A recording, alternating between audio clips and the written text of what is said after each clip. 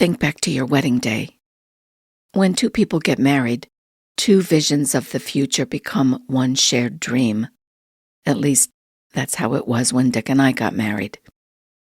Sometimes the dreams we carry inspire us. Then years go by and life changes, especially if your spouse has dementia. Now those same dreams weigh us down, and sometimes we have to let them go.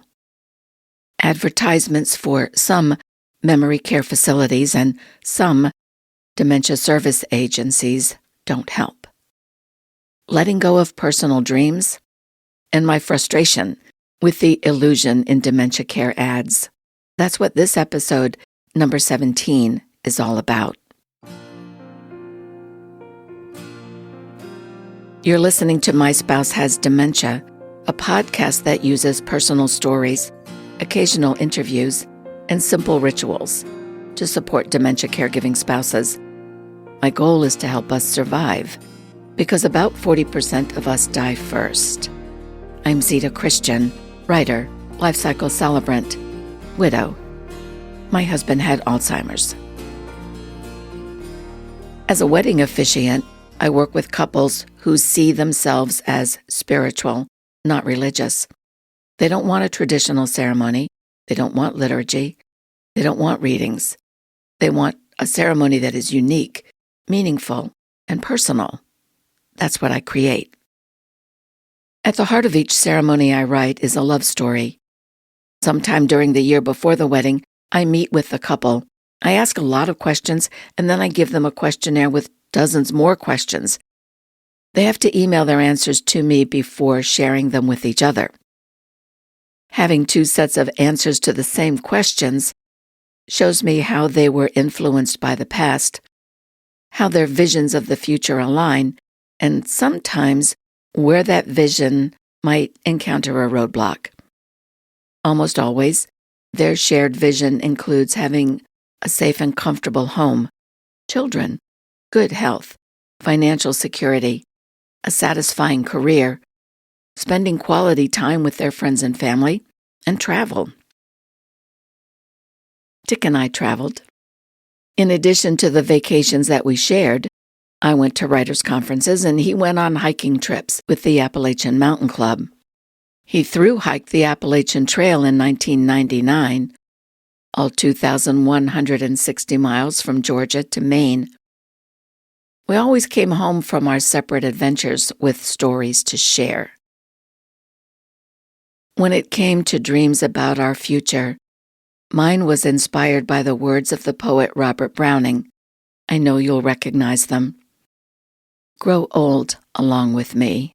The best is yet to be. The last of life, for which the first was made. In my dream, Dick and I sat in wooden rocking chairs with comfy cushions. We'd be on the wraparound porch of a log cabin, sipping morning coffee or evening wine, gazing at the tranquil lake in front of us. We'd both be in our 90s, still active, still able to live on our own. We'd both die peacefully in our sleep on the same night.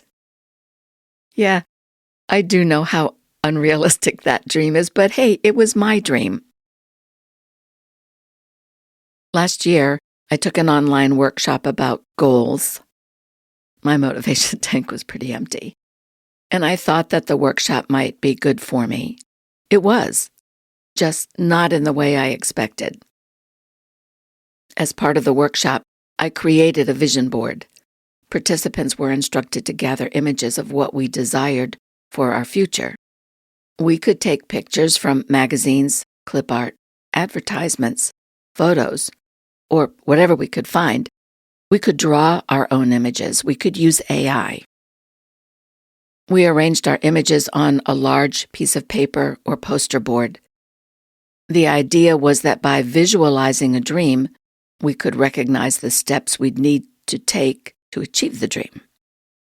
I made a rough sketch of a log cabin in the woods next to a lake. Okay, no surprise. Flowers lined the walkway leading up to the porch, and I scattered little hearts all around the cabin to suggest that the people who lived there or came to visit loved each other, or maybe would find love. I thought about the couples that I've married. I also had images to represent good health, financial security, and creative pursuits, this podcast being one of them. It wasn't until I completed my vision board that I realized there were no rocking chairs on the porch of the cabin. Sure, I could have added the chairs at that time, but I didn't, because the rocking chairs symbolized my husband and me growing old together, and that dream was gone. In that moment, the reality of my husband's death didn't hit hard like it did in the first 6 months after he died. No, this time I felt calm, quiet, sad, but accepting. I realized that holding on to the dream of that cabin would keep me from nurturing other visions I had put on the board.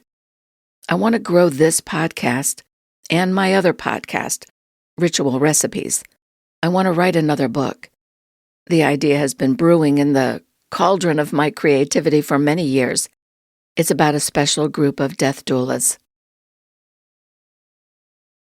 So I created a new vision board. It has 2 microphones to represent my 2 podcasts. It has 2 books, the novel about the death doulas, and a memoir about what my husband's death taught me about life. Studying that second vision board, I realized it's also time to give up officiating weddings, or at least limit them to 3 or 4 a season, not 25. My days of having at least 1 wedding, sometimes 2, sometimes 3, almost every weekend during wedding season are over. In the past, I've driven to Newport, New York City, Long Island, Salem, Massachusetts, and lots of other places to guide a couple through that rite of passage. And then I'd bubble with joy for days after the wedding. But driving at night has become an issue for me. And now I worry, well, what if I get sick? I mean, really sick. In officiating more than 150, maybe 160 weddings by this time, I've had 4 couples where one spouse was fully aware that the other spouse already had a critical health situation that might require a caregiver at any time. I knew that the words "in sickness and in health" resonated deeply with those couples. Now I still have several weddings on my calendar. A few of them are for 2024. Couples book me early. But I'm not seeking more. In fact, I didn't seek these. Instead, I'll use my other podcast, Ritual Recipes, to share ideas about rituals for wedding ceremonies, vow renewals, baby blessings, and divorce. One dream dies, so another can be born. That's how it is. Chances are that as you're caring for your spouse with dementia, you are well aware of what you are giving up now. That means time to yourself. It means a long, hot shower. It means sleep. It might mean travel or socializing with friends. It might mean giving up your career. I'm telling you all this so you'll recognize that even after your loved one dies, you will continue to give things up.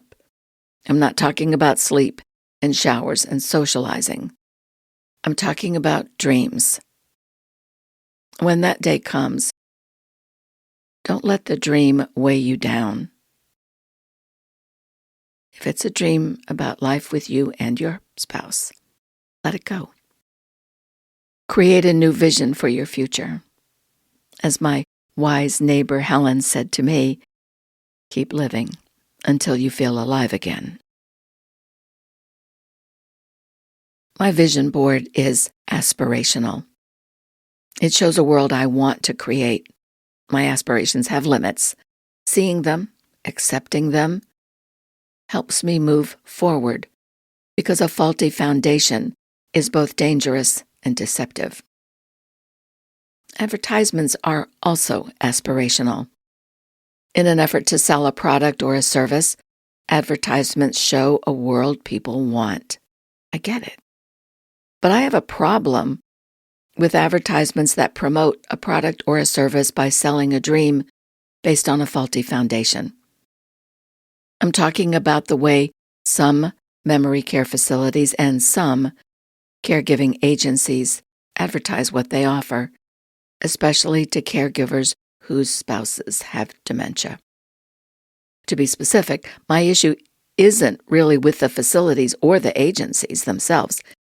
It's with the way the facilities and agencies are advertised. I won't go so far as to say the advertising is deceptive, but I will say it's often sugar-coated, and that makes it an illusion. I know you've seen the commercials on television and maybe in brochures at your doctor's office. The people in those ads might be in a manicured garden, or in the kitchen of a cozy home, or in the lounge of a tastefully decorated memory care facility. You might see an old person walking with a cane. A young aide walks alongside. Both are smiling. Or an old person using a walker. A young aide walks alongside. Both are smiling. An old person in a wheelchair. A young aide pushes the chair. Both are smiling. An old person sits upright in a bed. A young aide fluffs up the pillows and straightens the blankets. Both are smiling. Sometimes the surroundings in those scenes include a swimming pool or a picnic table or a dining room where everyone is well-groomed. The men in button-down shirts, the women with tasteful necklaces and matching earrings. Absent in all those ads are the sad faces, the vacant eyes, the bony bodies slumped in wheelchairs, strapped in to keep them from falling.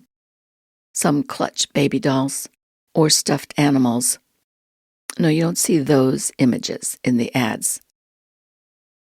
The ads trouble me. They didn't mirror my reality, and for the last 7 months of my husband's life, we were fortunate to have the help of a phenomenal aide, Pamela. You see, as attentive and compassionate as she was, my husband was never that happy, congenial old man in the dementia care advertisements. What little cognitive awareness he had told him something terrible was happening to him. Sometimes he cried. He certainly didn't smile much. Those unrealistic, sugar-coated ads are just the tip of my frustration with how some memory care facilities and some dementia care agencies are advertised. Some of the ads aimed at couples might mean well, but they insult strong marriages. At first, I considered that my reaction might be extreme and not shared by other caregivers whose spouses have dementia.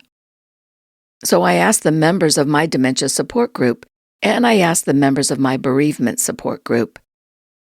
They agreed with me. And granted, it was a small number in each group. Still, I think there's value. Here's what I'm talking about. You've read the messages in blogs and brochures. Depending on where you and your spouse are in the dementia journey, you've probably had at least one person from a memory care center or caregiving agency look you in the eye and say, as though they understand exactly how you feel, that they stand ready to take on the burdens of dementia care so that you can go back to just being his wife. To which I say, what do you think marriage is? One big date? That when things get tough, the spouse will bail? I'm sure that is the case for some people, but not the people I know. If you've listened to this podcast for a while, you know that I cared for my husband at home until he died. With the help of hospice, I turned the dining room into a bedroom. Through trial and error, and with the guidance of an experienced CNA, I learned how to care for my husband's physical needs. With the help of my neighbors and the local EMTs, I was able to keep my husband out of the ER after most of his falls. So my rant is not about whether a caregiver is physically weak or strong, emotionally delicate or resilient. I know people are different. Their experiences are different. Their physical capabilities are different. And my rant is not about whether or not you care for your spouse at home or you place your spouse in a memory care facility. Again, people are different. Their home situations are different. What kind of support they have is different. No, my rant is about advertising that assumes spouses don't want to take care of the personal needs of their spouse, or won't.